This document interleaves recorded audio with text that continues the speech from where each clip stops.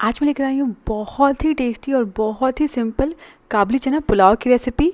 सबसे अच्छी बात, आप इन पुलाव को बचे हुए चावलों से बना सकते हैं या फिर अगर उबले हुए काबुली चना ज़्यादा बच गए उनसे बना सकते हैं। तो चलिए इसे बनाना शुरू करते हैं। गैस पर मीडियम फ्लेम पर एक पैन रख देंगे और इसमें हम 2 से 3 टेबलस्पून ऑयल ऐड करेंगे।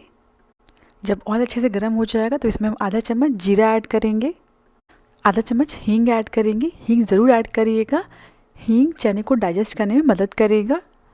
बस इन्हें एक बार अच्छे से चला लेंगे। अब इसमें 2 बारीक कटी हुई हरी मिर्च और 1 बारीक कटा हुआ प्याज ऐड करेंगे।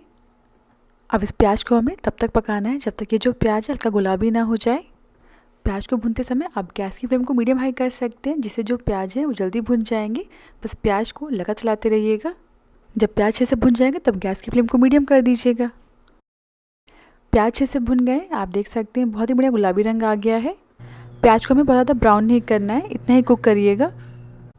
अब इसमें 1 चम्मच बारीक कटा हुआ अदरक लहसुन ऐड करेंगे। आप चाहें तो अदरक लहसुन के पेस्ट का इस्तेमाल कर सकते हैं या फिर अदरक लहसुन को घिस कर ले लें। इन्हें हम बस 1 मिनट के लिए प्याज के साथ अच्छे से भून लेंगे। अदरक लहसुन भी अच्छे से भुन गया। अब इसमें हम कुछ सिंपल से मसाले ऐड करेंगे। 1 चम्मच कश्मीरी लाल मिर्च पाउडर, इससे पुलाव में कलर बहुत बढ़िया आ जाएगा। ये बहुत ज़्यादा तीखी भी नहीं होती है। 1 चम्मच धनिया पाउडर, चुटकी भर हल्दी पाउडर और 1 चम्मच छोले मसाला ऐड करेंगे। छोले मसाला ना हो तो आप इसकी जगह आधा चम्मच गरम मसाला, आधा चम्मच जीरा पाउडर ऐड कर दीजिएगा। इन सारे मसालों को प्याज के साथ अच्छे से मिक्स कर लेंगे। जो मिक्सचर काफ़ी ज़्यादा ड्राई हो रहा है, जो हमारे मसाले हैं वो जले ना, इसलिए इसमें हम थोड़ा सा पानी ऐड करेंगे।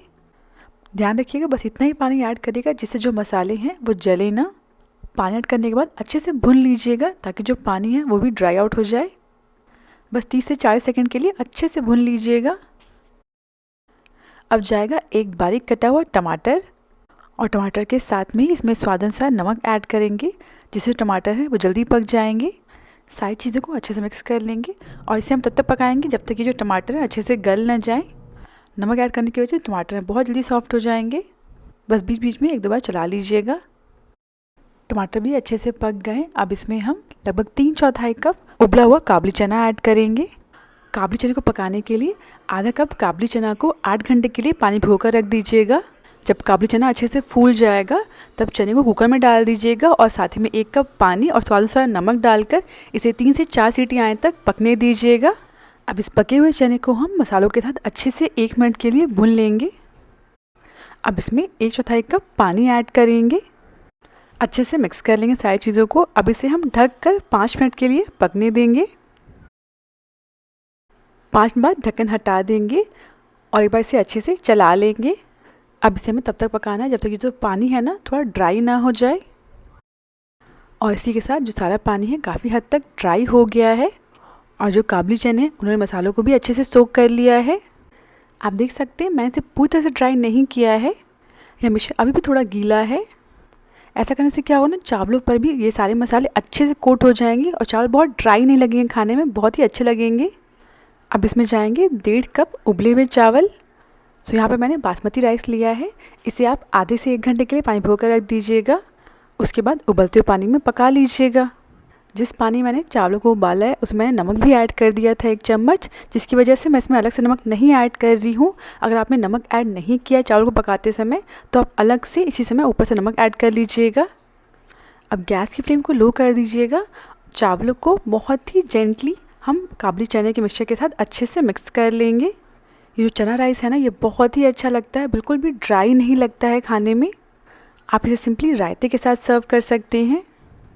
और इसी के साथ सारी चीज़ें अच्छे से मिक्स हो गई। अब इसे हम 3 से 4 मिनट के लिए लो फ्लेम पर ढक कर पकने देंगे। इसे ढके हुए मुझे लगभग 4 मिनट हो गए हैं। बीच में ज़रूर चला लीजिएगा। अब बस लास्ट में इसमें आधा चम्मच अमचूर पाउडर ऐड करेंगे और बारीक कटी हुई धनिया की पत्ती ऐड करेंगे और बस इन सारी चीज़ों को अच्छे से मिक्स कर लेंगे। एक बार आप ये चना राइस बनाकर देखिए, बहुत ही टेस्टी बनता है। आप इसे लंच में बना सकते हैं या डिनर में बना सकते हैं। आप इसे सिंपली रायता और सलाद के साथ सर्व कर सकते हैं। अगर आप इसे बच्चों के लिए बनाना चाहते हैं तो आप मसाले की मात्रा को थोड़ा कम कर दीजिएगा। चलिए अब इसे सर्व कर लेते हैं। आप चाहें तो ये सेम रेसिपी बचे हुए चावलों के साथ बना सकते हैं। चने के छोले तो आप हर बार बनाते हैं, एक बार इस तरीके से पुलाव बनाकर देखिए, आपको बहुत पसंद आएगा।